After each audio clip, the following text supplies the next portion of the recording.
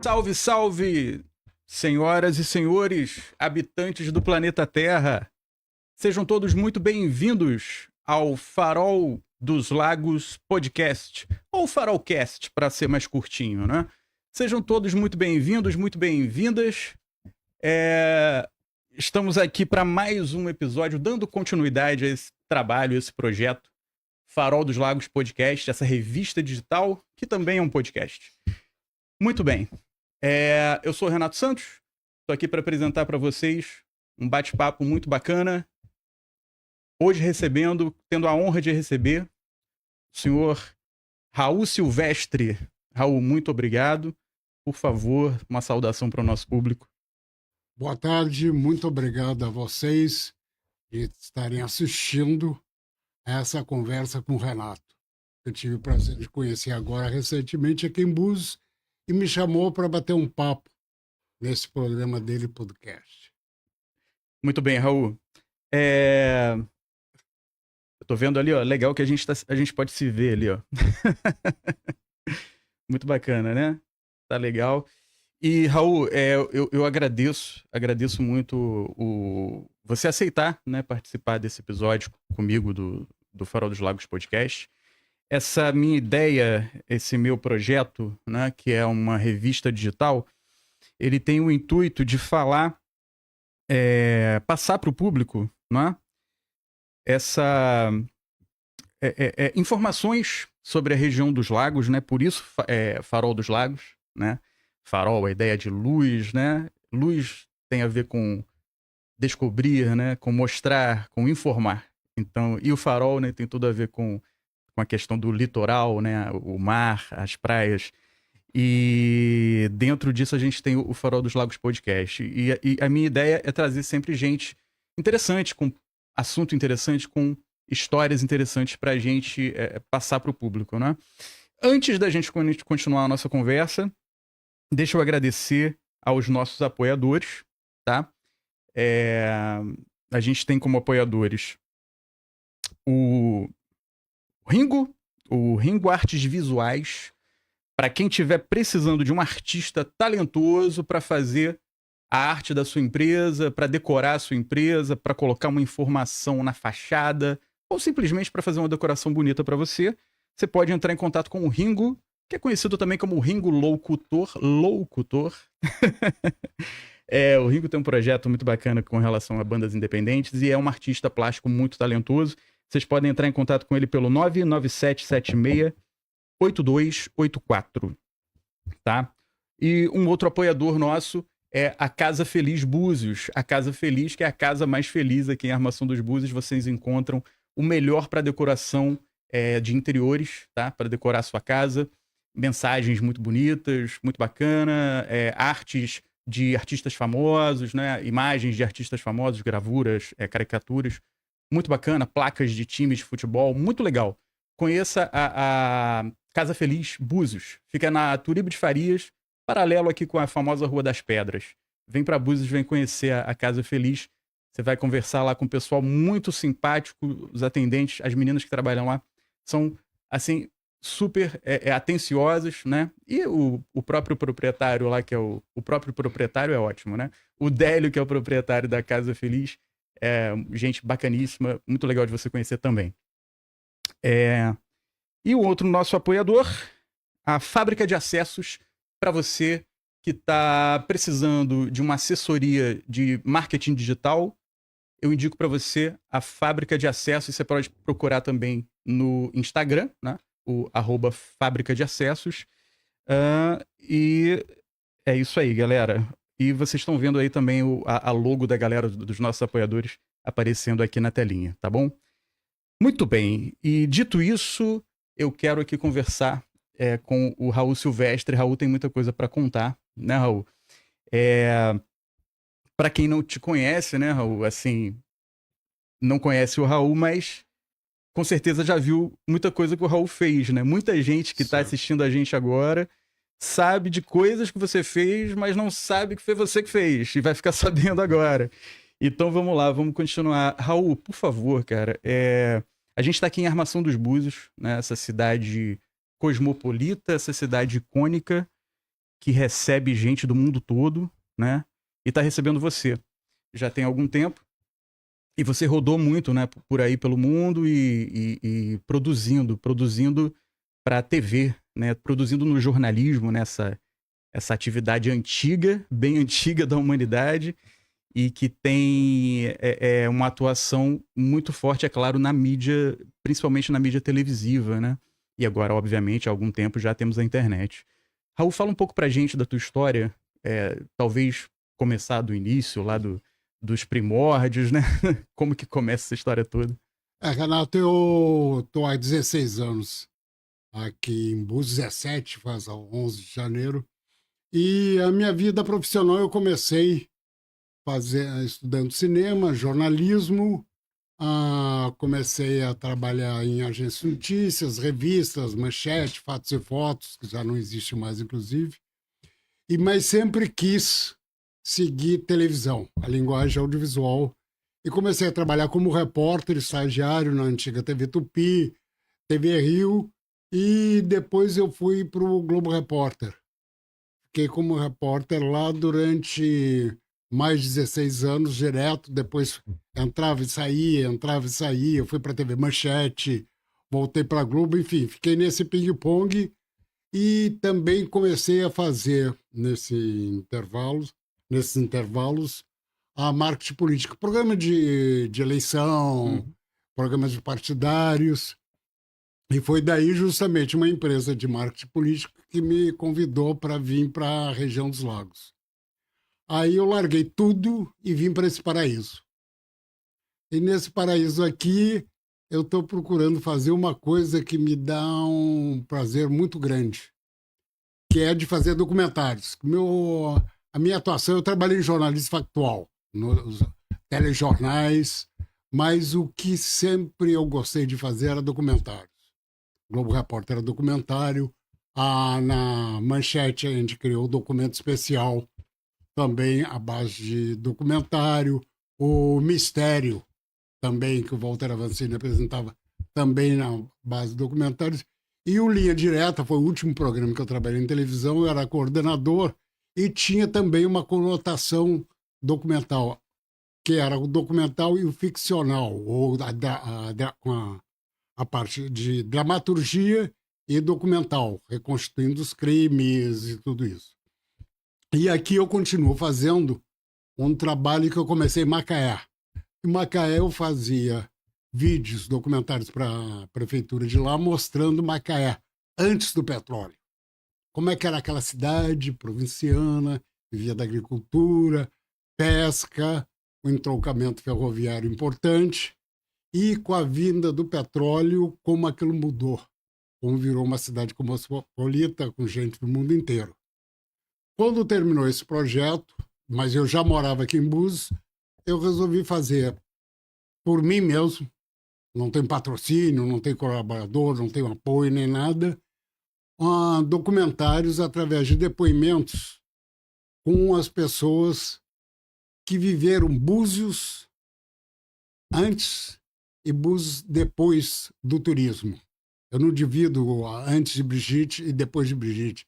Eu divido Búzios primitiva, entre aspas, sabe? Búzios, que era uma aldeia de pescadores, em que os homens saíam daqui para pescar no Mar Novo, em alto mar, ficavam a maior parte do tempo fora.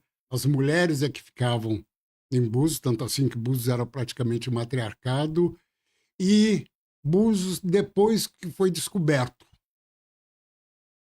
foi descoberta pelos empresários cariocas, Bento Ribeiro Dantas, o Bentinho, mora até hoje aqui, depois a vinda do pai dele, doutor Bento Ribeiro Dantas, e as outras famílias começaram a vir para cá, e estrangeiros, suíços, ingleses, franceses e latino-americanos, argentinos principalmente. Quando os argentinos vieram, ocuparam isso aqui e fizeram de Búzios uma cultura híbrida, aquela cultura bem natural, que vivia com a natureza, que vivia da pesca, vivia da agricultura, uma economia de subsistência sem o consumismo. Quando vem o pessoal de fora para cá, começa o processo de consumismo, sabe? E aí eu comecei a fazer uma coisa que eu aprendi fazendo a TV Bloco. Eu sempre gostei muito de blocos de carnaval. Simpatia Quase Amor, porra, desde o início, Meu Bem Volto Já, Que Merda é Essa? Bloco de Segunda.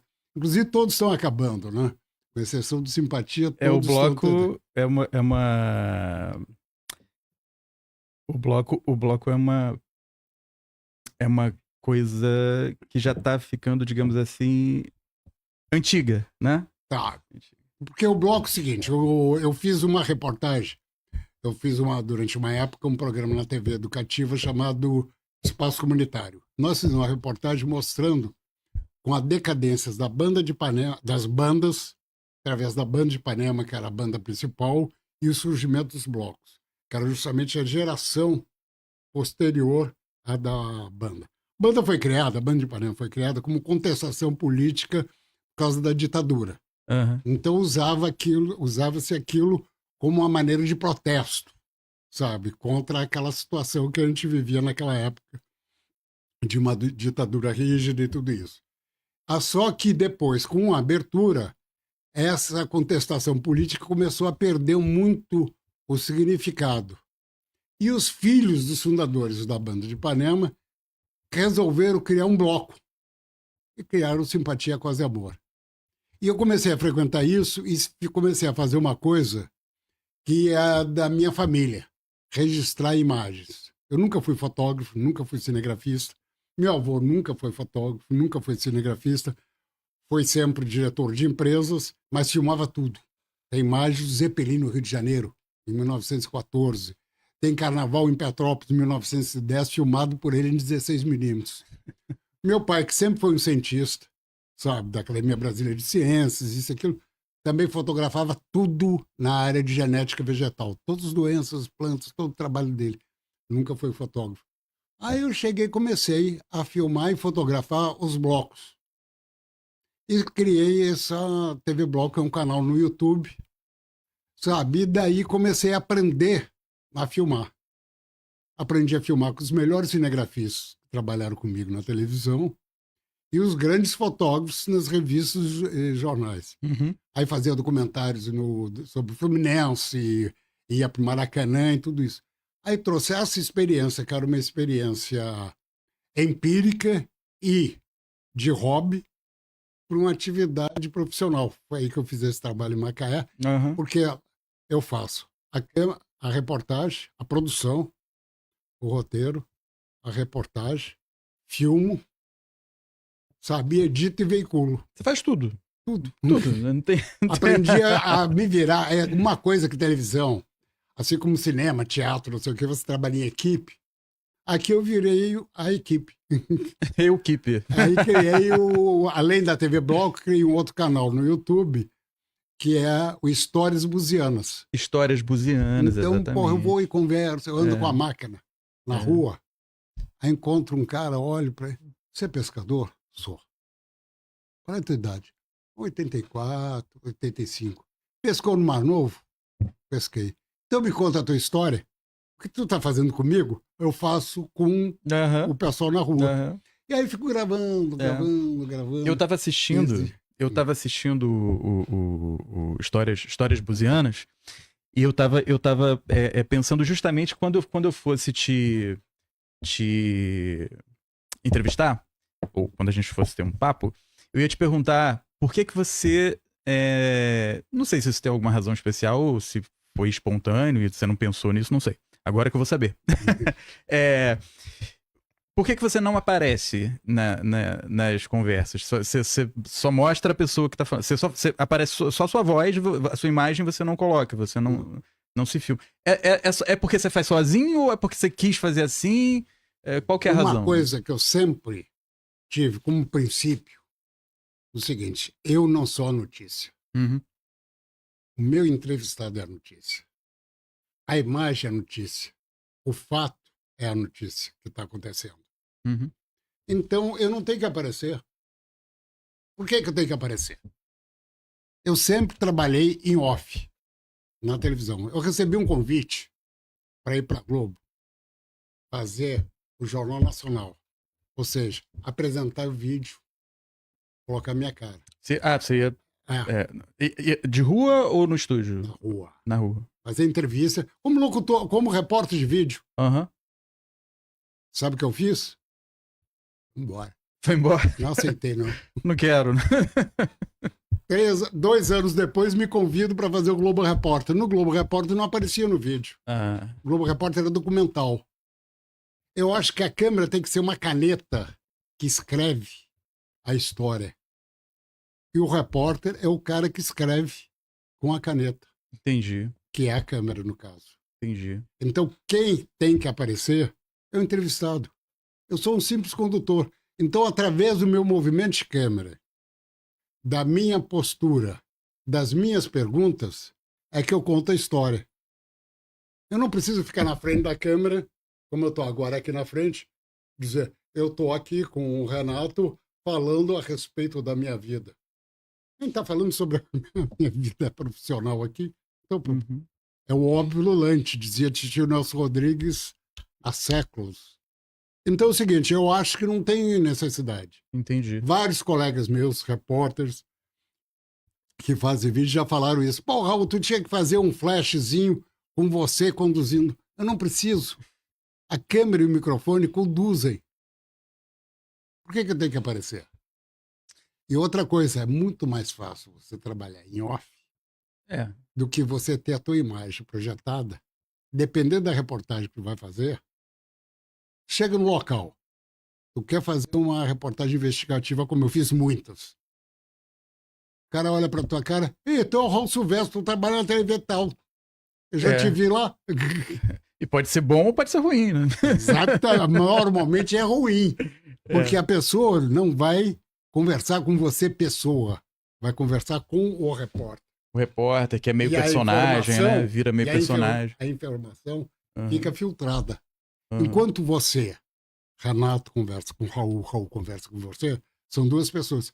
Agora, o Renato repórter, o Raul entrevistado, a postura do Renato é diferente e a postura do Raul é diferente. Uhum. É verdade. Entendeu? São dois personagens Uhum. em que, na normalidade, sentam num bar, se encontram na rua, andam numa condução e conversam. Agora, tu coloca uma câmera na frente e vai fazer uma entrevista, muda. Uhum. E aquela informação que filtraria naturalmente, deixa de filtrar. E eu não faço a minha função, que é de informar as pessoas. Pode crer. Bem observado. E deixa eu te perguntar, Raul.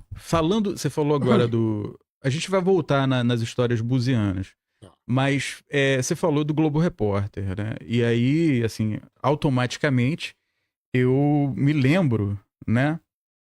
Eu me lembro que eu fui.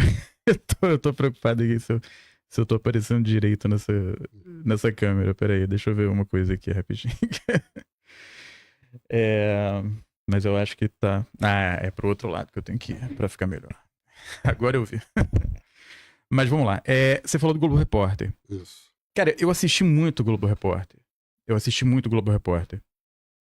Foram vários anos, assim, na minha vida. Eu sempre gostei muito de assistir programa jornalístico e principalmente quando tinha essa pegada de documentário, né? Aquelas coisas National Geographic, né? Eu sempre curti muito. Então, foram várias noites, assim, que eu fui dormir só depois do Globo Repórter. E do Jornal da Globo também, porque eu ficava para ver o noticiários mais tarde. Teve alguma coisa, assim, que foi mais marcante nessa tua trajetória?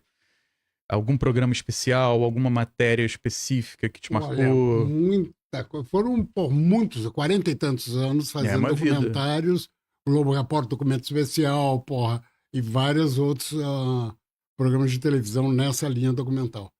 Agora, marcante que você tem é sempre procurar retratar o que realmente você está se propondo.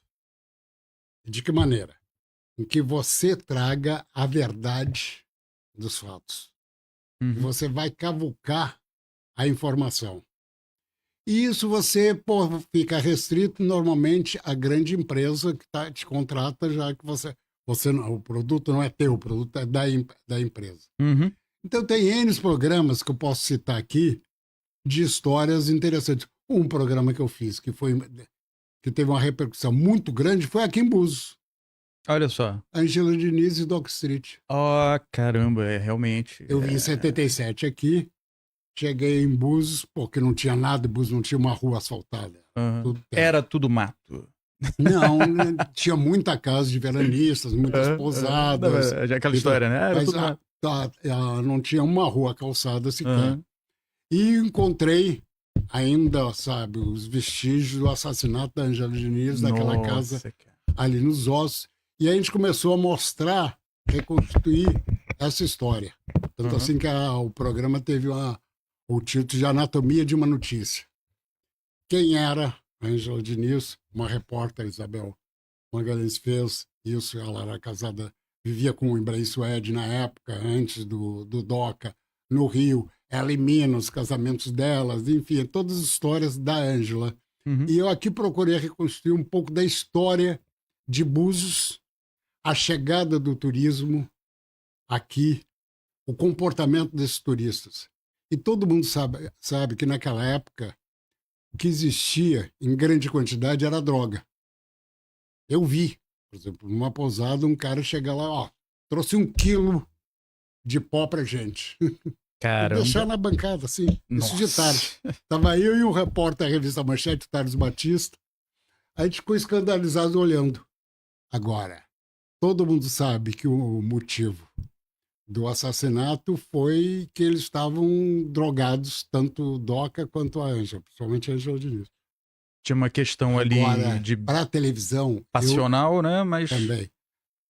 Eu não podia colocar na televisão, em momento algum, essa a questão parte da droga. essa, Eu não podia falar esse detalhe. maconha, cocaína, droga, nada. Para você ver como que a direção da empresa determina o teu comportamento como repórter.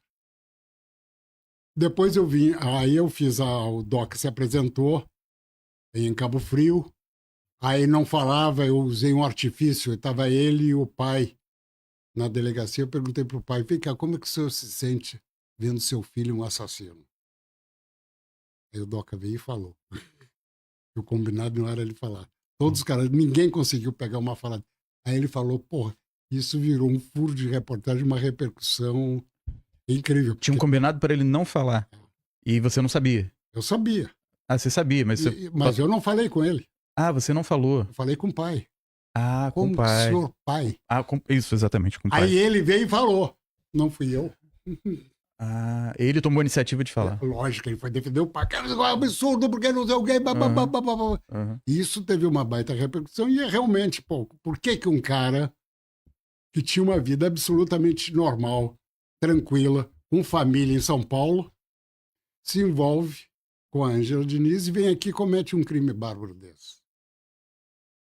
Qual a razão disso? Sabe? Essa é a grande pergunta. O que leva uma pessoa... Foi a droga? Não foi a droga? Foi a paixão? O que foi? Enfim, esse foi um caso aqui que... Porra, o programa foi vendido para a TV francesa, teve uma repercussão incrível, pô, sabe, na época. O índice de Ibope foi de final de novela. Além disso, eu fiz centenas de programas. Um que marcou para mim muito, e para ver como a televisão é uma coisa efêmera, que foi a Rota da Cocaína. Um ano antes era proibido falar em droga, era proibido falar em maconha, era proibido falar em cocaína.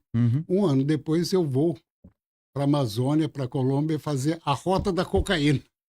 Como que o índio produzia a pasta básica da coca. Caramba.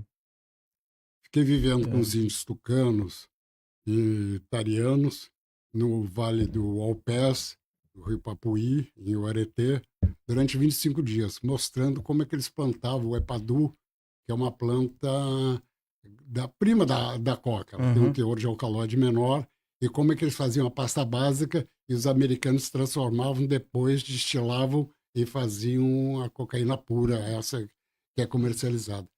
Para você ver a diferença do comportamento da empresa para o profissional. Quer dizer, o profissional fica tolhido num determinado momento Uhum. e chega no outro momento encomendado a fazer e tratar do assunto que ele era proibido na reportagem anterior. Uhum. Isso causou uma frustração muito grande. Com certeza. Daí que eu nunca vi as reportagens que eu fazia. Você... Quando eu fazia, não era mais meu, era da empresa.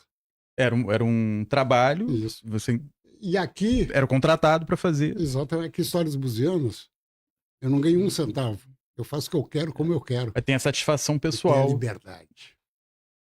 O Exatamente. paraíso de viver em Búzios, para mim, Raul, Uhum. é a liberdade. Viver essa paisagem fantástica, o contato com a natureza, ir para Jeribá, no canto esquerdo, sentar naquelas pedras, ficar sendo molhado aquela água, conversar com o Mick, com os pescadores lá, o senhor Ademar, que faleceu agora, ficava horas e horas conversando sobre o mar, sobre a pesca, sobre a vida. Eu acho que é sempre mais interessante uma conversa dessas de uma conversa, por exemplo, com um acadêmico dentro de uma universidade. É. A sabedoria que essas pessoas passam é muito maior do que o conhecimento acadêmico, na minha opinião e para minha satisfação. Uhum. E a liberdade. Hoje eu faço uma atividade profissional em que eu faço o que eu quero, como eu sonhei. E ter a liberdade de viver essa natureza que é a natureza da água, a natureza da terra, da vegetação e principalmente do ser humano que vive nessa natureza. E se modificou muito com a vinda dos forasteiros para cá. E, Raul, falando de Búzios, Uhum. né? Essa tua satisfação pessoal de realizar o Histórias Buzianas, né? Como é que você enxerga essa transformação que Búzios vem tendo, né? Já há algum tempo, Búzios não é mais aquela Búzios da... 77, quando eu estive aqui não é? com a Ângela Diniz Pois do é, Oxford, já não é mais aquela Búzios, né? E a cada dia a gente vê uma transformação mais invasiva, digamos assim, né? Porque vai transformando, né? Não tem mais aquela magia que Búzios tinha antes. Búzios ainda é Búzios, mas, né? Quem não viu antes... Eu lembro quando eu morei aqui quando criança, eu me lembro pouco, né? Eu era bem pequenininho, tinha o quê? 5 anos, 6 anos. Então, assim, lembro muito pouco, mas eu ainda guardei essa coisa da Búzios antiga, né? De aquela coisa, pouquíssimas pessoas, né? As ruas sem calçamento. Eu tenho até uma lembrança que eu tenho, que eu costumo falar quando eu tô conversando sobre isso, eu costumo falar que eu tinha um pensamento, que eu chamo de pensamento mágico, né? Pensamento mágico de criança, né? Quando criança, eu tinha essa sensação que eu guardei. Volta e meia, eu ainda tenho um resquício disso que vem assim na mente, no sentimento também, né? Que eu tinha uma sensação, eu tinha uma ideia, uma sensação, para ser mais direto, né? Tô enrolando demais para explicar isso, mas é o seguinte: quando criança, eu tinha essa ideia de que qualquer lugar aqui que eu fosse, que tivesse um jardim, eu tinha a ideia de que quando eu passasse daquele jardim, eu ia chegar numa praia. Eu tenho um sentimento muito específico sobre isso. Às vezes isso ainda acontece, às vezes eu passo aqui em Manguinhos assim, aí vejo um jardim ali, nossa, parece quando eu era criança, aquela coisa de que se eu atravessar aquele jardim vai dar numa praia. Então assim, e isso tá muito dentro da realidade mesmo de Búzios, né? Porque a gente tá aqui, o mar tá daquele lado e tá pra lá.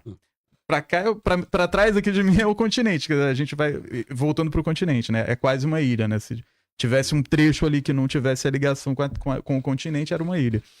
E essa dificuldade, né, de chegar a Búzios, né, essa coisa geográfica, né, de Búzios ficar meio que isolado dos outros lugares. E a península, exatamente. Para quem não sabe, né, quem está nos assistindo, você que está nos assistindo aí, seja lá quando for e onde for, se você não conhece Búzios, Búzios é uma península, quer dizer, um monte de terra que avança para dentro do mar, né? Então é mais ou menos isso. Então, assim, esse pensamento que eu tinha, essa sensação quando criança, estava muito dentro da realidade mesmo. E essa questão geográfica, com certeza, manteve Búzios durante um bom tempo meio que isolada do mundo, né? Tanto que quando começou a ter essa coisa da Brigitte Bardot, né, e os famosos que começaram a vir para cá, não só os famosos, mas os ricos, né, que queriam um lugar mais isolado para ficar e tudo, ter suas praias quase que particulares, com certeza isso contribuiu para essa criação dessa Búzios com essa magia, né, esse lugar especial, assim. E a gente vem tendo uma transformação já há algum tempo, claro, né? Vai avançando o tempo, vai chegando mais gente, a tecnologia vai desenvolvendo, né? A comunicação muito mais rápida e tudo isso se transforma numa coisa só que é essa transformação que acontece, né? Não só em Búzios, mas obviamente uma cidade que tem essas características especiais vai perdendo essas características com o tempo. Qual é a leitura que você faz dessa realidade que a gente Renato, vive? uma coisa que eu aprendi por causa da profissão é a transformação que a sociedade passa. Eu andei esse Brasil inteiro. Morei, na Amazônia, em N lugares da Amazônia. Eu morei, sabe, no Brasil Central, no Sul. Eu sou gaúcho, vim lá de Pelotas, Rio Grande do Sul. Santa Catarina, eu andava Nordeste, Sertão Baiano. Você vai no lugar, conhece aquela realidade que as pessoas vivem de uma forma, entre as primitiva. Passa 15 anos depois, tu chega lá, tu encontra uma baita de uma cidade. As pessoas viviam água do poço, energia elétrica de gerador, rua sem calçamento nenhum, sem saneamento. De repente chega lá e encontra avenidas, prédios, universidades. Eu fui a Rio Verde, em Goiás, em 84. 84. 84 eu estava pensando em nascer. Em 84, fazendo um programa que eu fiz chamado Indicador Rural. Vou lá para uma cidade num polo de produção agrícola, de grãos. Uhum. Milho, soja, feijão, somente milho e soja. Eles, para secarem o milho, o grão, eles deixavam na única rua que tinha asfaltada, que era um quarteirão só. Caramba! Nossa! 15 anos depois eu voltei lá. Tem 2 universidades, silos enormes, processo de industrialização de grãos, hotéis fantásticos. A gente ficou num hotelzinho. 15 anos passaram? 15 anos se passaram. Eu conheci a cidade no interior do Paraná, que era uma avenida de terra. Hoje são baitas cidades. Em Rondônia, na Ariquemes. Primeira vez que eu fui em Ariquemes, era uma avenida com as retas, e nessa avenida tinha tudo. Tinha a prefeitura, tinha um hospital por causa da malária, de madeira, tudo de madeira, não tinha uma casa de construção, sabe, de tijolo, de alvenaria, cimento ou de alvenaria. 10 anos depois, cheguei em Ariquemes, é uma cidade super moderna com tudo. Então, esse fenômeno é um fenômeno que vai acontecendo, principalmente num país como o Brasil.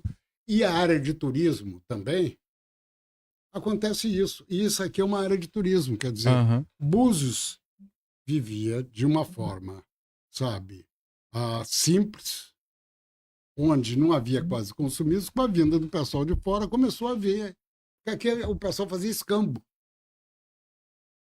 Na época você estava falando dos pescadores. Peixe, escalava, né? Peixe, nessa levava época... o peixe e trocava por outros produtos. Exatamente. Agora é só dinheiro.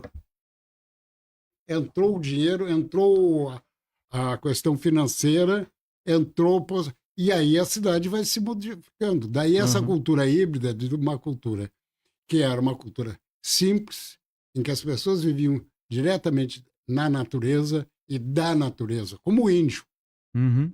O índio, uma vez eu perguntei para ele, vem cá, como é que tu pega o peixe-boi e mata o peixe-boi? Porque, o peixe-boi é um bicho da natureza, não sei o quê. Isso porque aqui não tem supermercado. Não dá para pegar no supermercado, né? Eu tenho que ir lá pegar na fonte. Sabe como é que o índio pesca? Ele faz uma armadilha dentro do rio. Esses índios sucanos faziam isso. De vara, sabe? O peixe entra ali e dali não sai. Agora também ele fica ali. O índio vai lá, abre quando quer pegar o peixe, abre, tira o peixe, assa e come. Quer uma fruta, ele vai caminhando no meio do mato, balança a árvore, cai a fruta, ele come. É uma relação direta, né? Com a natureza. Quase que simbiótica, né? Por exemplo, uma vez a gente estava fazendo uma reportagem dos sulistas em Rondônia, em Ji-Paraná, caçando o veado. Fazendo como é que o pessoal fazia, não sei o quê. Aí o caboclo chegou e disse para mim: vocês estão à procura de um veado que é novinho. Isso é um crime matar um animal novo. A gente só mata aqui macho, idoso, ou fêmea muito velha que não vai procriar, para a gente preservar a natureza. Olha só, tem uma consciência, né? Uma consciência. Que era o que o buziano tinha aqui em relação à pesca, em relação à construção da casa, em relação à natureza. Enquanto que o pessoal que vem de fora, como por exemplo os sulistas chegaram de Paraná e Ariquemes, iam lá e matavam e não queriam saber, porque queriam fazer um churrasco à noite e acabou. Se era novo, se era velho, você vai preservar. O dia de amanhã não importa, porque eu vou no supermercado e compro. Não preciso, pô, sabe, ter a preocupação da caça. O supermercado me dá. Daí o problema é que a gente tem ambiental da destruição do planeta. As pessoas não pensam no futuro, não pensam em preservar. E Búzios é um exemplo desse fenômeno. Pois é, né? Essa coisa da evolução tecnológica tem o seu lado bem negativo, né, cara? Porque a gente claro, a gente busca, o ser humano busca ter conforto, né? A evolução tecnológica é a busca do conforto, né? Você está buscando os meios melhores para você se transportar de um lugar para o outro, para sua casa, né, te oferecer mais conforto mesmo. Só que com isso você vai perdendo essa relação, né, esse entendimento da importância da natureza e tudo mais, e essa relação, né, que você falou do índio, né, que tem essa relação muito, muito forte, né, com o seu meio ambiente, né, e a gente quando fica envolvido com essa coisa da tecnologia, do avanço tecnológico, a gente meio que vai esquecendo, né, que a gente é parte da natureza, né? A gente meio que vai ganhando uma ideia de que é uma coisa à parte, e a gente não é uma coisa à parte. Renato, né? Eu não concordo muito contigo, eu não acho que não é a questão da evolução da tecnologia. Eu acho que é o consumismo sem necessidade. Quantas vezes você pega, sabe, um produto qualquer, uma fruta. Uhum. Pega a fruta, uma jaca. Pegou a jaca na natureza. Come a metade, pô, já estou enfastiado, pô, não quero saber. E joga. Estou dando exemplo da fruta. E assim, nas coisas todas. O consumismo da gente, o que a gente joga de lixo fora. E esse é o problema para Búzios. O turista vem para cá com essa mentalidade, o próprio morador de Búzios tem essa mentalidade, usou e descarta. Então toma uma água, como nós estamos tomando água mineral aqui, e pega a garrafa e joga. Outro dia eu vi uma cena... Vai ter um cara que vai lá e recolher isso. Agora, a natureza, isso cai na água, faz o quê? O peixe vem comer isso, se intoxica, morre. Aí você vai querer pescar, cadê o peixe? Pois é. Morreu porque você matou. Você mesmo está destruindo. Então, né? Essa falta de consciência ambiental é que causa tudo isso. E isso em Búzios é bem acentuado na medida que o pessoal vem para cá e não tem a responsabilidade que o morador tem. Ele, na sua cidade, não vai fazer isso. Isso eu vi acontecer, é doidado. Pois é, cara, tem muito... Eu perguntei uma vez, pessoa jogando latinha, jogando garrafa, não sei o quê. Vem cá, na tua cidade, no interior de São Paulo, o grupo, vocês fazem isso? Não. A gente guarda e joga na lixeira. E por que aqui vocês fazem? Eu vou embora daqui mesmo, o problema não é meu. Olha só a mentalidade, né? Outro dia eu quase arrumei briga na rua, mas eu me controlei, entendeu? Eu falei, não é melhor não, porque hoje em dia você morre fácil, né? Então... Mas uma coisa é que velho tem vantagem. E eu, como já tô velho, com 75 anos, é o seguinte, olho pro cabelo branco, você pode falar o que quiser e nego aceita. Tem essa vantagem, tem essa vantagem. Aí, outro dia eu vi uma cena, o sujeito dentro do carro, assim, o cara tava dentro do carro estacionado, o cara tomou a Coca-Cola, né? Bom, depois vocês patrocinam a gente. O cara tomou o refrigerante e jogou pela janela do carro, a latinha assim, como quem não faz nada. Assim, acabei aqui, plaft, barulho da lata. Isso, eu fiquei olhando aquilo, eu quase, né? Quase que eu vou no sujeito. Pô, meu irmão, sua latinha aqui, ó. Pô, brincadeira, cara. É muita falta de educação, né? Assim. Não é só a falta, não é da educação, como a gente está acostumado convencionalmente. É a consciência, a educação ambiental. Uhum. Você está destruindo, você tem uma atitude relaxada em relação àquela coisa. No caso, a garrafa de Coca-Cola, ou garrafa de água, não sei o que, blá, blá, blá. Isso vai causar um problema para você lá em frente. Pois é, exatamente. Não é. Tem uma coisa de. Os críticos, né? Que ainda existe, né? Por incrível que pareça, existem ainda quem critique essa questão da importância da preservação ambiental, né? Dos cuidados e tudo. Infelizmente, tem gente que ainda tem essa postura, né? De se colocar contra isso, né? Obviamente, falando de quem tem poderes na sociedade, é por interesses, né? E tem gente que é burra mesmo. Mas, enfim, infelizmente ainda tem essa mentalidade. E um discurso que a gente ouve de quem não se preocupa, não tem essa preocupação, é que isso é papo de ecochato, né? É papo de militante, né? Essa coisa. E não é, cara. Isso é uma coisa importantíssima. Por que você não... Por que você limpa a sua casa, né? Você limpa a sua casa por uma questão de saúde. Se você não limpar a sua casa, né, não tiver os mínimos cuidados de higiene, você vai ficar doente. Então, a cidade, o estado, o país, o mundo inteiro é a mesma coisa. Você mora nesse lugar, né? Então, se você estragar as coisas que estão nessa sua casa, né? Que é a nossa casa, o planeta, você vai se agredir também, né? Vai prejudicar você mesmo, sua família, as pessoas que você ama. Pô, é uma coisa óbvia, né? Mas tem um aspecto que é o seguinte. Eu entendi o que você quis perguntar em relação ao Búzios, que o Búzios hoje é completamente diferente. Uhum. Eu vim para cá em 2008 fazendo marketing político em várias campanhas. De Araruama, Arraial do Cabo, São Pedro da Aldeia, Cabo Frio, Búzios e Macaé. Em Arraial do Cabo, que tem uma natureza fantástica, um dos lugares mais bonitos que eu já conheci, na minha vida é Arraial do Cabo. Mas, enfim, é uma natureza fantástica que, durante a autoestação, é ocupado por um pessoal que vem para destruir tudo, sem respeitar ninguém, sem respeitar nada. Uma das coisas que eles faziam era som alto. Nossa! Encostava carro com aquelas caixas de som. O Andinho, eu fiz a campanha do Andinho, e ele chegou e disse: Raul, ganhando a eleição, a primeira coisa que eu vou fazer é acabar com o som alto. Eu disse: duvido. Eu disse: duvido? Para ver como o poder público é importante. Telefonou: Raul, vem para cá, para Real, no domingo de manhã. Tá legal, fui para lá. Cheguei lá na Praia Grande. Você quer ver como é que a gente vai fazer? Tinha parado uma Patamo da PM, um carro da Guarda Municipal e vários fiscais espalhados pela praia. Uhum. Chegaram 2 carros.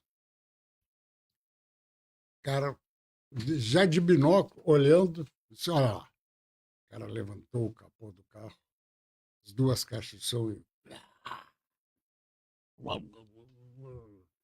Aí o outro mais adiante a mesma coisa. Nossa! E é proibido por lei, que não foi criado pelo Andim, mas prefeitos anteriores, som alto nas praias. O que fez? Guarda Municipal foi lá. Não pode. Não, porque não sei o quê. E o PM, o que é? Não pode. Apreendeu o carro, reboque. E o que acontece com o cara? Ele veio de não sei aonde para lá. O carro é rebocado. Isso foi sábado de manhã, não foi domingo. Sábado de manhã, levado para o depósito. Sabe onde que é o depósito? Araruama. Sabe quando que ele vai poder tirar o carro? Na segunda-feira de manhã. Acabou com o final de semana dele. Ele vai ter que ficar em Arraial sem carro, parado, para segunda-feira de manhã ir lá no depósito, pegar uma guia, esperar o banco abrir, pagar e retirar o carro. Será que esse cara faz isso de novo? Hein? Acredito que não, né? Duvido. Só se ele for um débil mental. Não. Então, se o poder público, eu estou dizendo, ele usou, porque isso acabou. Em 3 meses, acabou. Porque isso vai sendo divulgado. Real do Cabo não pode colocar. Ah, não pode? Não, o cara prendeu. E aí conta essa história. Essa tá história indo pra se lá, espalhou. já fica E sabendo a gente divulgou que... na mídia essa história. Acabou. Pois é. Todo Tem que mundo ter... vai lá e respeita. Tem que ser por aí. Se o poder público estiver controlando, estiver exercendo a sua função, ele ajuda a amenizar esse tipo de coisa. Mas muitas vezes as pessoas se comissam, não, eu vou prejudicar o turista que está trazendo dinheiro vai no bar, compra um pedaço de pão grande, mortadela, uma garrafa de refrigerante, faz a refeição dentro do carro. Pois é. E gasta o quê aqui? Não Qual é o benefício que o morador, o buziano o empresário, nem o empresário vai estar tendo. Pois é, esse pensamento é equivocado. Justamente esse pensamento de não vamos incomodar o turista. Pô, mas peraí, né? Não é assim. O cara. Na verdade, é o contrário. Né? Se você permitir baderna, né? Faz tudo o que vocês quiserem. Afasta o turista que tem dinheiro. Exatamente. Só vai ficar... Vários amigos meus no Rio, eu não vou mais para Arraial porque aquilo virou uma bagunça, não sei o quê. Pois é. Vai proibido isso, resolve. Outra coisa. Bus. Voltando para Búzios. O acesso, como você falou, é uma península. O acesso às praias mais badaladas é na península. As praias mais badaladas são na península. Sim. Para você ter acesso a elas, você tem um gargalo, que é a Avenida Bento Ribeiro Dantas. Exatamente. Isso não pode. Porque existe um cara que criou uma lei da física. Esse cara é um maldito, porque você não pode ocupar o mesmo espaço. Não dá para discutir, né? Ao mesmo tempo. Só dá para se submeter à lei. Então, essa lei aí não tem discussão. Ou você regulamenta a entrada de carros na península, ou você vai matar a península. Pois é, eu vim para cá pensando nisso hoje. Eu vim preocupado com o nosso horário e vendo e pensando exatamente isso. Vai chegar uma hora que isso aqui não vai ter jeito. Vai chegar uma hora que vai travar isso aqui e ninguém sai mais. Ninguém entra, ninguém sai. Ninguém entra, ninguém sai. Talvez não seja neste carnaval, mas pode ser no outro. Não, isso tá... Eu tô há 16 anos aqui e vejo como a coisa vai aumentando. As pessoas cada vez mais têm carro, então vem de carro e tem que se encontrar uma solução urbanística e controlar o número de acesso de automóveis. Então, deixa os automóveis na parte do continente e um transporte para as pessoas para dentro da península. Exatamente. Senão... Búzios não foi pensada para receber um grande número de pessoas, muito menos de veículos grandes. Não foi pensado, né? E a gente, quem conhece aqui, sabe que a via principal, do jeito que ela do jeito que ela foi formatada e ficou, né, e está até hoje, é muito difícil você mudar aquilo ali. Tem como? É possível fisicamente. Mesmo que você encontre uma solução viária. Mas é muito difícil. De 2 pistas, mesmo que encontre, a lei da física não deixa o número de carros que entram aqui. Cara, você sai à noite, você entra em Búzios à noite, 11 horas, meia-noite, de sexta para sábado, de sábado para domingo. E você vê o engarrafamento na estrada. É impressionante. São pessoas que ficam em outras cidades no entorno e vêm para Búzios para dizer, eu estou em Búzios. Tira uma foto sim, faço uma live, não sei o quê, eu estou em Búzios. Na realidade, está em Cabo Frio, está São Pedro da Aldeia. Então, não é que seja contra as pessoas virem, ao contrário, mas tem que haver um controle, o número X. A partir desse número não entra mais.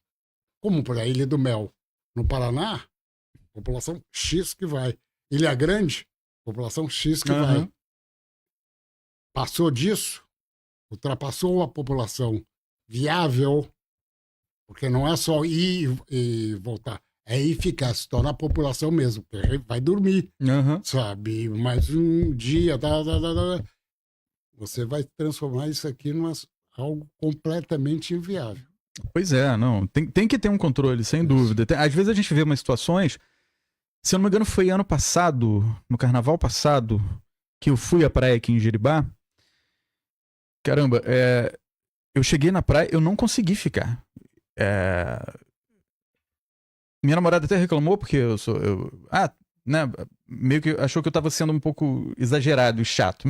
Às vezes eu sou, mas naquele caso, não, eu tinha razão, porque era muita gente, cara. Assim, meu Deus do céu, as pessoas na areia, e Jeribá acho que é a maior faixa de areia das praias aqui, né? Mas tava impossível, assim, você tinha, assim, vamos botar 2 metros de onde começa a água pra cá, era gente pra todo lado, todo mundo assim, um do ladinho do outro. Caramba, parece que eu tô num show, sabe, lotado. Parece que você tá em Ipanema e Copacabana. Não é? Pois é, aí não dá. Assim. Aí não dá, cara. Então, pessoa que vem pra cá pra ter sossego, fica uma tranquilidade, encontra isso. Então, por que você vai sair do Rio de Janeiro para vir para cá para encontrar a praia na mesma situação que tá a praia que você tem no Rio de Janeiro? Pois é, qualquer Copacabana, Leblon, Ipanema. Qualquer graça, qualquer vantagem, né? Não tem, acabou a vantagem. Tu vai ficar lá. Meu Deus. Bom, agora, Raul, a gente tá falando de Búzios, né? E Búzios é esse lugar mágico, apesar das questões que vão surgindo com o tempo, né? As transformações não é só aqui, que são naturais. A gente espera que os gestores públicos, né, tenham vontade e competência, né? Porque tem que ter muita competência para administrar uma situação como essa. Realmente, é claro, você tem que atender a tudo, né? Você não pode deixar que o turismo morra e dificilmente isso aconteceria, né? Porque o lugar é muito atrativo, né? Inclusive tem... Pô, não vou fazer esse comentário que eu ia fazer agora, não. Uma outra hora eu faço. Mas digamos assim que Búzios é muito fácil de se vender, né? Ainda. Então, às vezes, as pessoas não se preocupam muito com a qualidade de um produto específico que vendem. É o lucro imediato. E se aproveitam do fato de que a cidade mesma se vende, né? É por aí. Não vamos entrar em muitos detalhes. Mas é coisa da minha cabeça. Mas falando, né, a gente está falando de Búzios, essa magia que tem. E as histórias buzianas, né? E você vem fazendo esse trabalho. Até agora, você pode citar aí 1, 2, 3 casos de histórias que você ouviu que ficou assim muito marcado para você, que você diria agora, pessoal, vai lá no canal e assiste. O canal é História Buzianas, né? O nome, né? Histórias Buzianas. Tá no YouTube. Eu tenho no YouTube Histórias Buzianos. Uhum. O Instagram é o meu nome é r.silvestre. Uhum. O Facebook é o Raul Silvestre. E no TikTok, que eu coloquei agora, é Raul Silvestre Histórias Buzianas. Muito bom. Eu fiz até agora, que na realidade as primeiras gravações que eu fiz foram em 2008. Inclusive foi com o seu Dagil e a dona Urdeca, que me indicaram ainda para a campanha do Mirinho, que era candidata a prefeito. Uhum. E, na entrevista com a dona Urdeca, me impressionou muito uma coisa que eu acho fantástica em Búzios. E é uma coisa recorrente nas entrevistas. Como pessoas que viviam de uma forma bem rústica, como a dona Urdeca dizia. Banheiro a gente não tinha, era o mato. Roupa era uma roupa só. Sapato era um tamanquinho que a gente usava eventualmente. Quando tinha festa, e era a festa de Santana, a gente ia a pé até Cabo Frio, comprava e voltava, quando a gente tinha dinheiro. A alimentação da gente era o peixe, farinha, mandioca, banana, que a gente plantava na roça, abóbora, não sei o quê, galinha, tudo a gente plantava, colhia, criava e utilizava para alimentação. Automóvel, eu não via nunca. Eu vi um automóvel quando eu tinha uns 14 anos. Chegou um carro aqui. Ela morava nos Ossos e depois estava morando depois ali no Mangue. Eu vi um carro. Aí eu tive os filhos, meu marido morreu cedo. Eu tive vários filhos. Minhas filhas casaram. Aí eu fui de ônibus para o Rio. Conheci o Rio de Janeiro. Depois a minha filha estava morando no Paraná. Eu fui de avião para o Paraná. Depois a outra minha filha se casou com um americano, foi morar nos Estados Unidos. Aí eu fui de avião para os Estados Unidos. A outra foi para a Europa. E aí eles ficavam me convidando. Eu não aguento mais andar de avião, andar pelo mundo inteiro. A evolução de uma vida rústica, simples, apesar de saudável e muito saudável, com com o mundo. É uma velocidade muito grande, muito rápida. Eu entrevistei um pescador em Manguinhos. Eu perguntei para ele, qual é o teu grau de instrução? Dedão. Teu filho? Até o 5º ano primário, porque não tinha dinheiro para ele estudar em Cabo Frio secundário. As filhas dele, uma é médica, outra advogada. Olha só. E outra formada em Física? Não, terapia que faz para fisioterapia. Fisioterapia. Isso acontece e muito.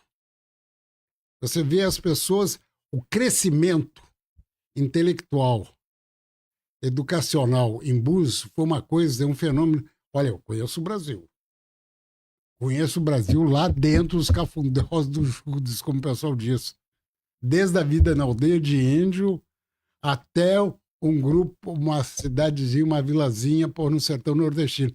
Eu nunca vi um progresso tão grande, tão rápido, por causa da influência do pessoal que veio de fora.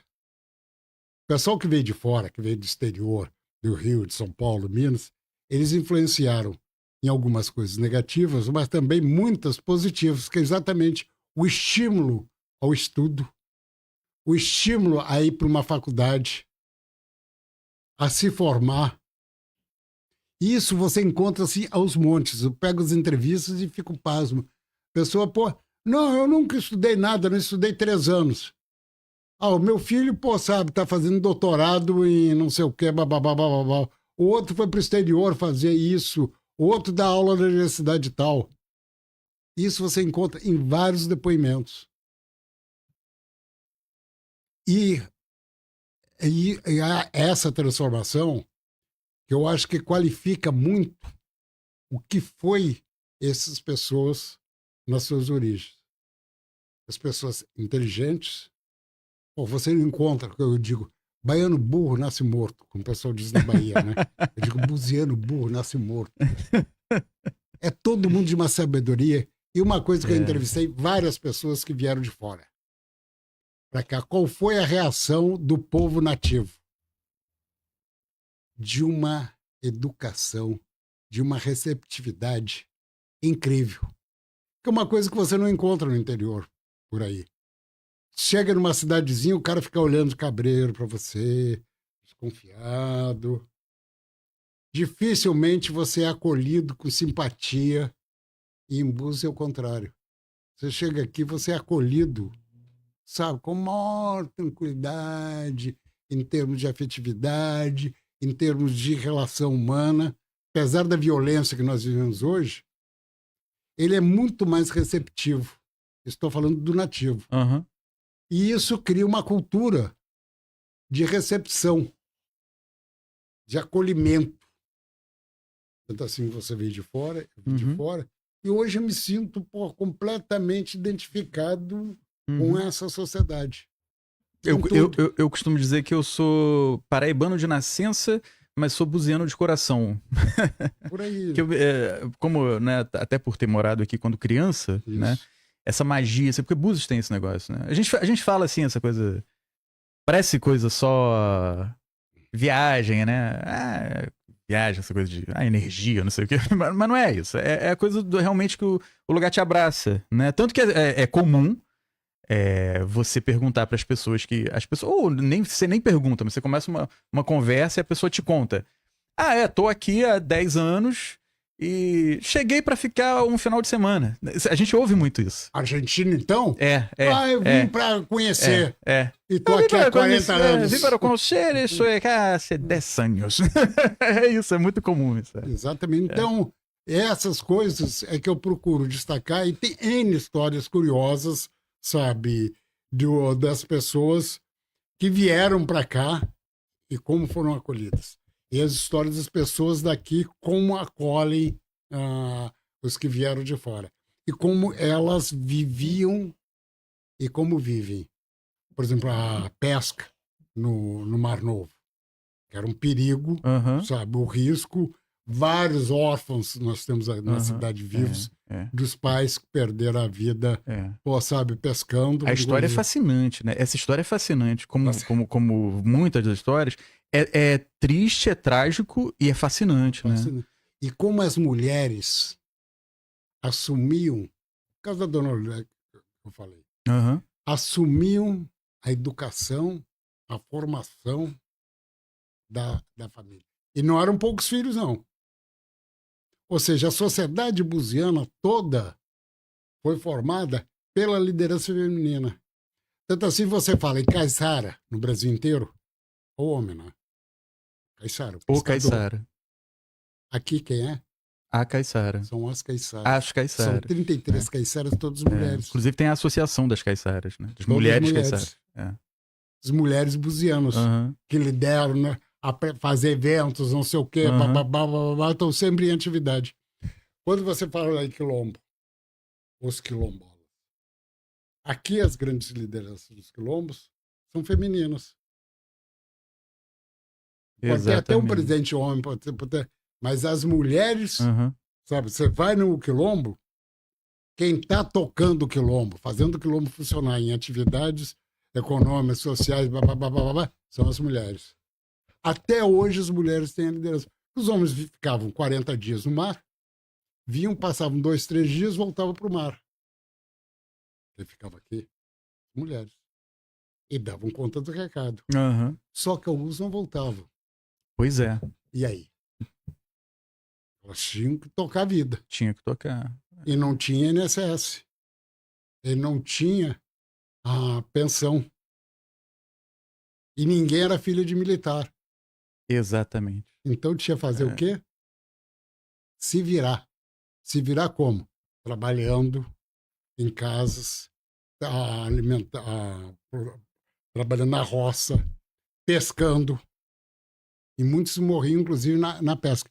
Eu entrevistei uma senhora em que eu perguntei para ela o seguinte: vem cá. Ela tem 71 anos, quando eu entrevistei. Tem uns 3 anos. Quando foi que você usou chuveiro pela primeira vez? E uma torneira. Não, como é que era a tua casa? Parede, barro. Teto, palha. Banheiro, mato. Água, pegava no poço e trazia no balde. Fogão, pedra, lenha. Quando foi a primeira vez que você viu uma torneira, uma geladeira, um fogão? Eu tinha 15 anos, numa casa de família.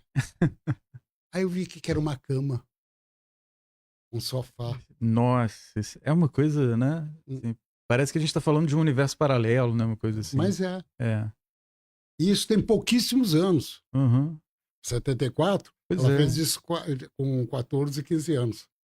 Ou seja, há 50, 60 anos atrás. Saiu desse estágio para viver hoje uma situação super confortável, com tudo. Então, essa mudança é um fenômeno ímpar em Búzios. Ímpar no país. No país. Só exatamente. Em Búzios você vai encontrar uma situação dessa. É lógico, você encontra em aldeias indígenas, claro, não sei o quê. Mas dentro no universo. A gente está dentro do estado do Rio de Janeiro.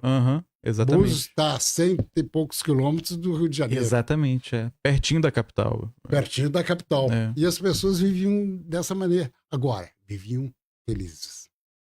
Viviam felizes. Ninguém passava fome. Uma vez eu perguntei para um, vem cá, você quando garoto passou fome? Nunca deixou de ter comida em casa. A gente comia com a mão, não tinha talher, mas comida nunca faltou. E hoje? Hoje, para comer, eu conto dificuldade. Que coisa, né? Que contraste, né? Hoje tem fome. Ironia, né? Uma ironia. Hoje tem fome em Búzios. Naquela época ninguém passava fome. A natureza dava. Você tinha uma alimentação saudável. Doença. Só em Cabo Frio, mas dificilmente a gente ficava doente. Eu disse, agora? Agora o meu neto toda hora tem que ir para o hospital, tem que isso e aquilo. Coisa que eu só fui ir a médico, eu já era quase que adulto. Eu só fui a médico quando eu fui fazer serviço militar. Não ia a médico. Agora, meus netos toda hora, tem que ir para o hospital. Tem que consulta médica. Tem que fazer tratamento disso. Qual é a razão? Alimentação. A gente tinha comida saudável. Hoje é tudo industrializado e comprado. Antes a gente produzia comida. A gente cavava um buraco, plantava uma semente, depois colhia. A gente ia no mato, como a senhora falou, hoje ela tem um restaurante em Jeribá. A gente saía de manhã, eu e as minhas amigas, a gente ia comer pitanga, não sei o que, bababá, comia fruta. Adoidado. Chegava em casa, quando a mamãe servia o peixe pra gente, com farinha e água, a gente comia aquilo só por comer, porque a gente já estava alimentada da natureza. Olha só. E quando é que você viu a primeira vez um carro?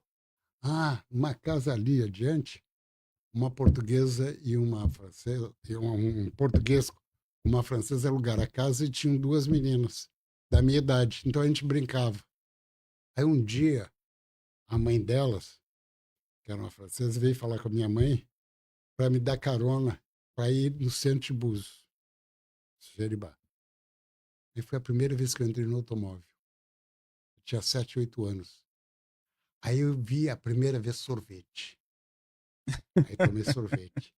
Aí eu descobri que tinha mais gente do que aquelas pessoas que eu conhecia em Jeribá. Nossa. É incrível, né? A filha é advogada. O filho é alto funcionário no governo federal. Cara, que coisa louca, né? Aonde tu encontra isso nesse país? Pois é, cara. Tem um... Já foi feito algum filme, documentário sobre essa realidade? Já. Vários. Eu digo não o que você tem feito. Bom. Eu estou fazendo exato a minha proposta. Daí, o porquê. As pessoas, Raul, por que tu faz isso? Todos os colegas meus, eu sou conselheiro da ABI, Associação Brasileira de Imprensa. Então, a gente tem um grupo de centenas de jornalistas nas redes sociais, no Zap. Aí eu coloco o link dos vídeos e eu pergunto, por que você faz isso? Primeiro, prazer. E eu acho uma necessidade de registrar. Registrar, exatamente. A mesma coisa que há uma necessidade de você preservar a terra para ela produzir, os animais para eles se reproduzirem, a necessidade de você preservar a história e a cultura. Não para mim, mas certamente isso vai ficar ad eterno, por causa da tecnologia que a gente vive hoje, e para futuros historiadores, futuros antropólogos, sociólogos quiserem ter como fonte, e uma fonte primária, que é gravada em vídeo e áudio não manipulada, tá lá. vai entrar na internet, vai procurar, blá, blá, blá, vai encontrar essa senhora falando que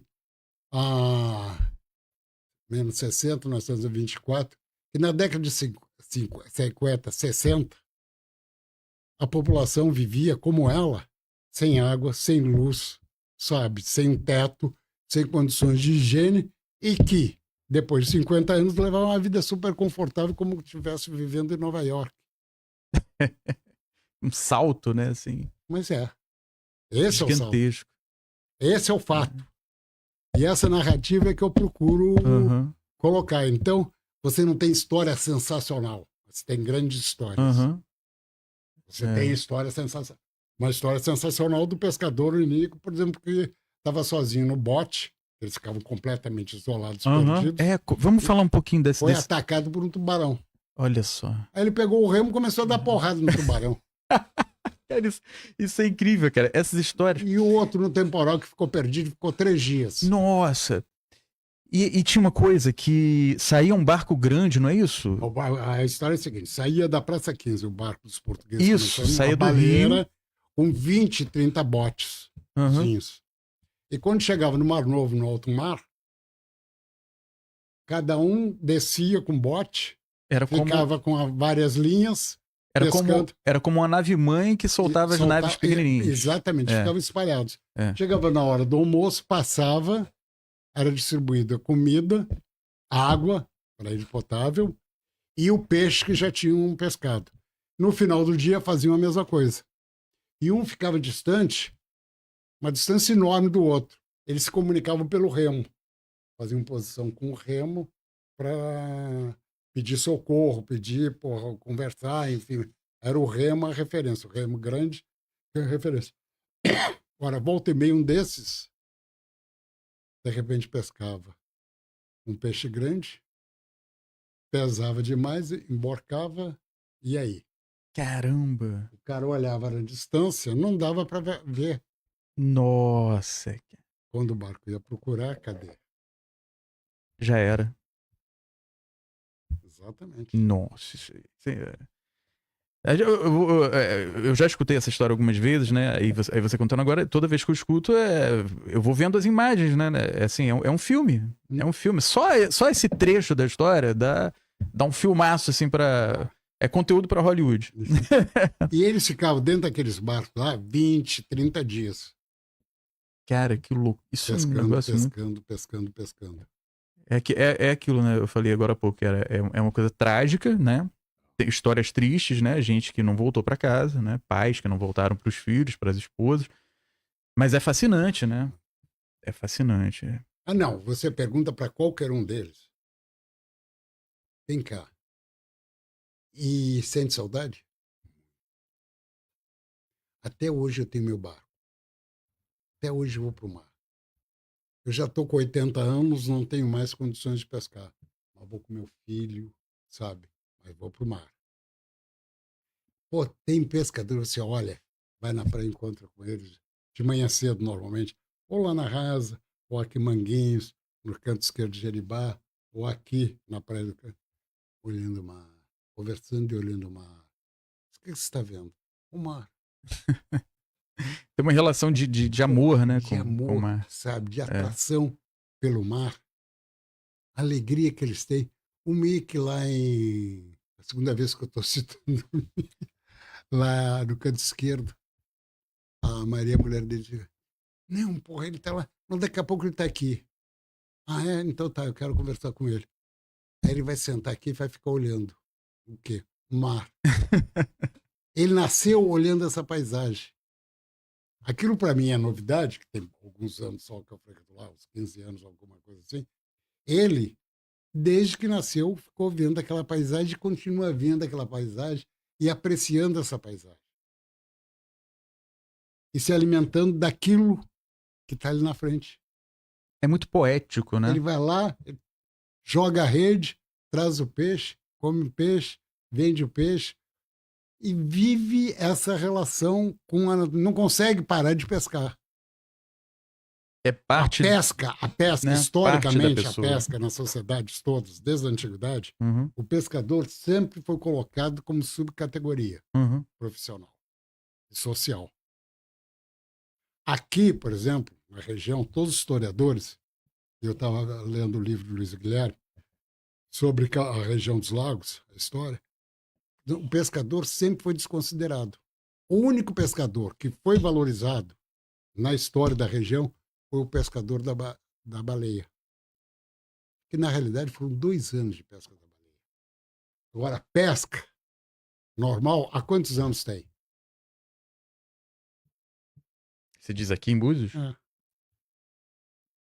A baleia ficou famosa e houve pesca 2 anos só. Uhum. A pesca, outra. E qual é a valorização que tem o pescador? Qual é o retorno financeiro? Qual é a valorização social dele? Ah, o cara é pescador. O cara é professor. Pois é. Aquilo ali é um médico, sabe? Uhum. Ele é um pescador. É. O personagem que tem a importância histórica. Produz, né? Alimento. A coisa mais importante. Uma das coisas mais importantes. Sem alimento, o que vai acontecer? A base de tudo. O porquê dos grandes interesses das grandes potências em relação ao Brasil? Nós temos o quê? Comida e água. Quem vive sem comida e sem água? Pois é, as maiores riquezas, né? As maiores riquezas para a humanidade. Você vai num país como o Japão, produz o quê de comida? Pois é. Qual é a quantidade de água que tem? A Europa, qual é a quantidade de água que tem? Potável.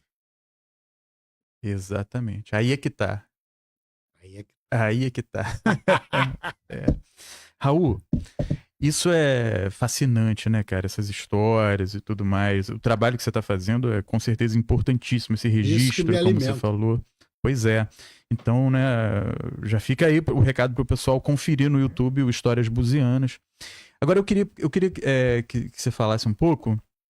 A gente tá aí caminhando pros momentos finais, né?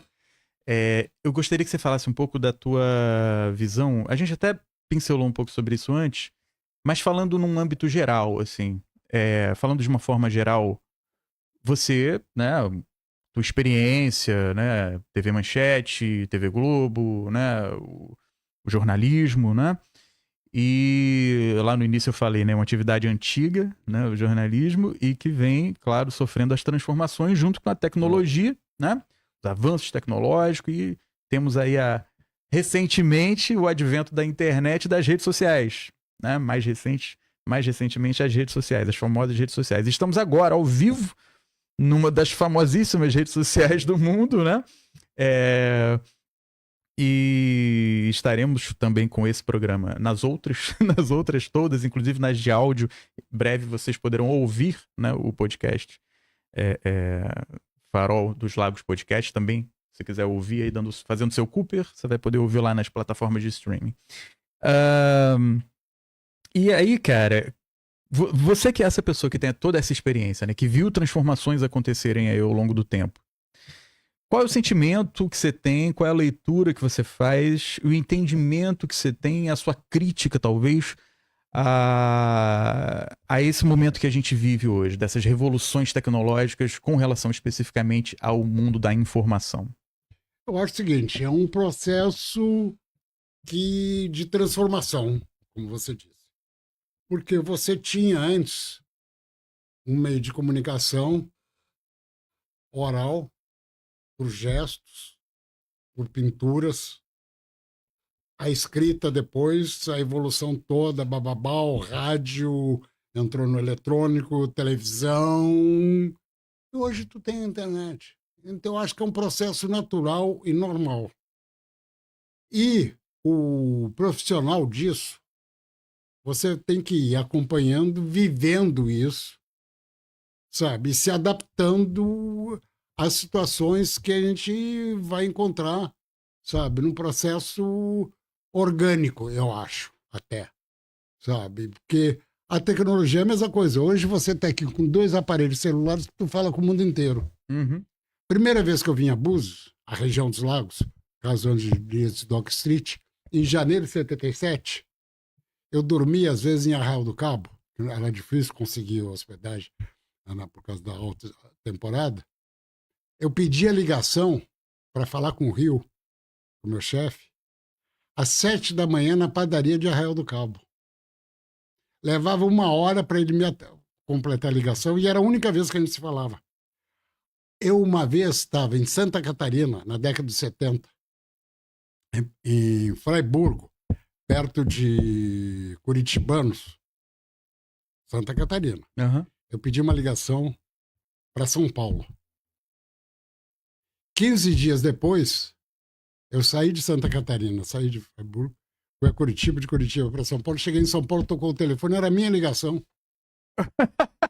Eu tinha feito lá, a telefonista. Ligação pro senhor Raul. Do senhor Raul. Senhor Raul? Como assim? Mas eu sou o Raul. Uma viagem no tempo? Não, essa ligação de Fraiburgo, o senhor Raul pediu a ligação, mas sou eu. Olha Mas só. o senhor pediu a ligação, mas o senhor não está em São Paulo? É, mas naquela hora eu estava em Fraiburgo. Você viajou Isso no há tempo. 15 dias atrás. Aí a telefonista, me desculpa. Isso. Mas isso era a realidade. Caramba, cara. Eu fui fazer, eu estava te falando, a Rota da Cocaína em 80, Uhum. 1980. Para a gente conseguir falar, você pega o piloto, quando a gente foi para São Gabriel da Cachoeira, o piloto começou a dormir. Um Césarzinho, Nossa. Rodrigo começou a... Que trem é esse? Como é que tu dorme assim, cara? Pilotando. E só tinha ele de piloto, né? Só um aviãozinho, era ele, eu, cinegrafista, o assistente. Não tinha nem lugar para outro Cessna piloto. 110, 2 motores. Ele disse, o Rio Negro tá do lado direito? Tá, então vamos embora. Aí ele pegava o dial, quer ver como não tem nada, ó. Nós estamos fora do mundo. Em Uareté, fronteira com a Colômbia, Não tinha comunicação nenhuma. eu conseguia falar, ouvia lá as rádios de Voz da América, BBC de Londres, de Pequim, de Cuba do Brasil, nenhuma. Rádio normal, nenhuma, das médias, curtas, nada. A gente conseguia, num rádio amador, chamar, lá eram 2 horas de fuso horário, chamar o pessoal para mandar um recado para Manaus. E Manaus ligavam para o Rio. Estou falando de 1980. Há 44 anos atrás. Então, hoje aqui, tu pega isso aqui. Porra, eu pego isso aqui, a minha filha mora na Flórida. Ô, Bebel, o que tu comeu hoje? Exatamente, é. Aí a gente tem o lado positivo da coisa, né? Que é a facilidade da comunicação, né? E é o seguinte, hoje, eu acho que a coisa fundamental na nossa profissão como jornalista são os fundamentos e a vivência. E a relação com o ser humano. Então, eu te falando, o papai, por exemplo, era um cientista da Academia Brasileira de Ciências, na área de genética e isso tudo. Ele, uma vez, num aniversário meu, eu estava no Instituto Coração, em São Paulo, no dia do meu aniversário. Eu peguei o orelhão, não existia celular, peguei o orelhão, liguei para ele, para Brasília, para ele me dar parabéns. Meu filho, parabéns. Vem cá, o que você está fazendo? Não, eu estou assistindo aqui um transplante de coração e um transplante de fígado. Eduardo Zerbini está fazendo de fígado e o outro médico está fazendo do coração de uma mulher que a gente está fazendo um Globo Repórter sobre o coração. Olha. Antes a gente estava no jogo, Pacaembu, um PM com um holter. Holter? Holter, um aparelho para medir a pressão. O batimento cardíaco. E de manhã eu estava entrevistando o médico. Ele disse, pô, meu filho, vocês ganham pouco. Tem alto risco de vida. Eu já caí 2 vezes com o avião. Alto risco de vida. Ganho pouco, mas agora você tem uma coisa. Vocês veem coisas que ninguém consegue ver. É verdade, é. Quando que um profissional, um engenheiro, teria condições de estar num dia nos bastidores do Pacaembu, depois dentro do centro cirúrgico do Instituto do Coração, assistindo transplante de coração, um transplante de fígado, no outro dia numa favela, no meio de um tiroteio, ganha 2 meses dormindo numa aldeia de índios na Colômbia. Outro dia, tá num aviãozinho, cair na ilha de Marajó e pedindo socorro. Uma vida agitada, né? Essa vida de repórter. Essa é a nossa vida. Mas Pois sempre é. tratando de uma coisa fundamental, da matéria-prima do jornalismo, que é o fato, O fato. que é a notícia. O que eu Perfeito. faço aqui, com Histórias Buzianas, é narrar fatos que aconteceram, que acontecem. Uhum. Esses fatos narram N situações de vida dessas pessoas. E essas transformações que essas pessoas passaram. Alguns dizem, mas aí muita cascata, mentira de pescador. História de pescador. A história de pescador é mentira de pescador. É mentira. Tu vai, todas elas têm um fundo de verdade. Por isso que eu faço um leque grande. Uhum. Por isso que eu já entrevistei mais de 200. Caramba, já foram mais de 200. Mais de 200 entrevistados. Homens e mulheres. Quer dizer, se o cara contou uma história aqui, ela não corresponde à realidade, o outro vai desmentir. Uhum. O outro vai confirmar. O outro vai refutar. E tu vai fazendo o processo dialético, tu vai encontrando a realidade do fato. Raul, me fala. Você falou aí de que você caiu 2 vezes com o avião. Eu não sei, você pode falar rapidamente O sobre. avião quebrou. Mas teve alguma situação assim que você ficou perdido? Como é que Não. foi? O avião quebrou na ilha de Marajó, estava saindo de Moura para Breves, o monomotor quebrou o motor. Aí tu vai planando, tum, e pro chão. Mas não teve nada de extraordinário, assim, além da queda do avião e de você ter sobrevivido. Não. Porque tu pergunta ao piloto na Amazônia, o pessoal fala de garimpo, que o garimpo não sei o quê. Pergunta pro piloto na Amazônia se ele caiu. Ele vai perguntar quantas vezes?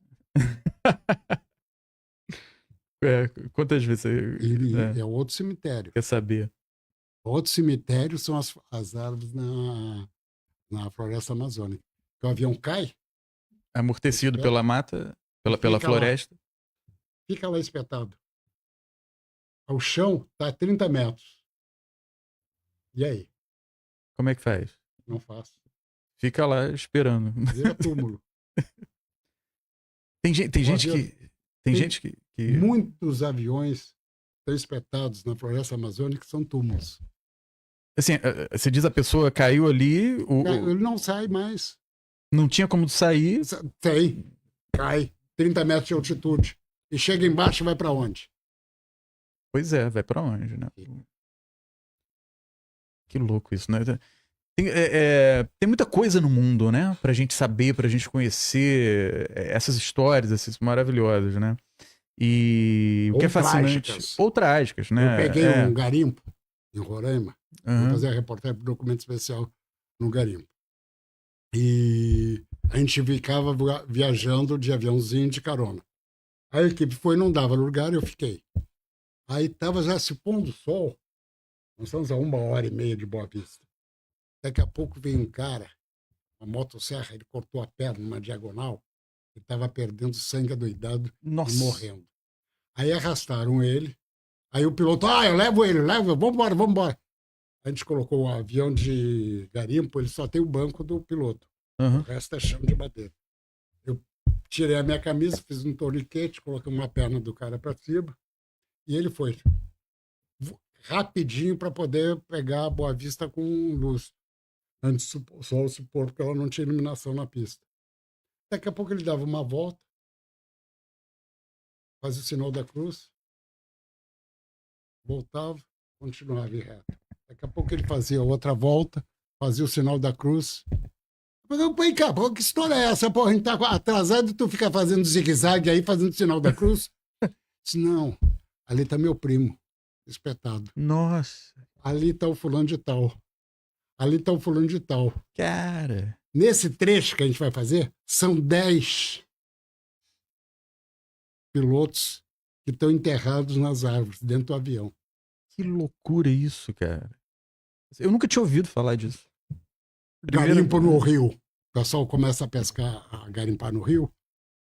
Pega a máscara, a bomba de oxigênio, o tubo, uma borracha, chumbo e vai para o leito do rio, né? Aí começa a cavar o buraco. Eles chamam de barranco, né? Vai cavando, vai cavando. A areia sobe, vai para a batedeira, Na batedeira separa o ouro das outras pedras. Só que de repente esse barranco cai. O cara fica soterrado.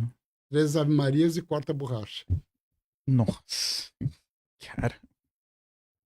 Pesado. Essas são as pessoas que vivem o dia a dia e que nunca é notícia.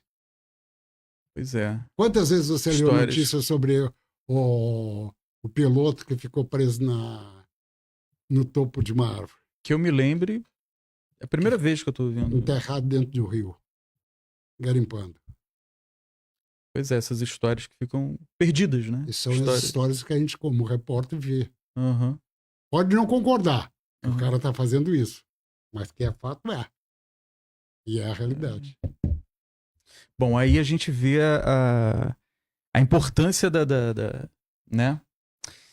Dessa profissão, né? Desse trabalho incrível, né? De contar histórias, né? Raul, eu quero te agradecer demais, cara. Poxa, uma honra, uma grande felicidade ter você aqui nesse episódio do Farol dos Lagos Podcast. Cara, te agradeço muito mesmo e espero que possamos ter uma próxima oportunidade, né? Quando você quiser, para contar mais dessas histórias. É uma felicidade de contar história. Eu gosto de contar história, as histórias que eu vivi. Sabe, como é que foi? O que aconteceu? O que não aconteceu? Sem glamour, sem nada. É história nua e crua. Perfeito. Uma grande felicidade mesmo. Te agradeço muito. Muito obrigado. Agradeço ao Alberto, né? O Alberto que colocou a gente em contato. Oi, Alberto Greenberg. E quero agradecer a todo mundo que está acompanhando a nossa live aqui no Farol dos Lagos Podcast, essa revista digital que também é um podcast, né? E a gente está dando continuidade a esse trabalho. Muito obrigado a todo mundo que assistiu aqui ao vivo, você que deixou comentário aí, que curtiu, depois a gente vai dar uma olhada. Esse podcast também será disponibilizado no canal do YouTube da Farol dos Lagos. Fica aqui a live, né? Raul, muito obrigado. Já vai se despedindo aqui. E também estará disponível, ficarão disponíveis cortes desse podcast no nosso Instagram e Facebook brevemente, também brevemente em plataformas de streaming. Quero agradecer aqui o pessoal do estúdio, do Búzios Digital. Estamos aqui no centro de armação dos Búzios, senhoras e senhores. Eu sou o Renato Santos, esse foi o Farol dos Lagos Podcast. Muito obrigado, até a próxima.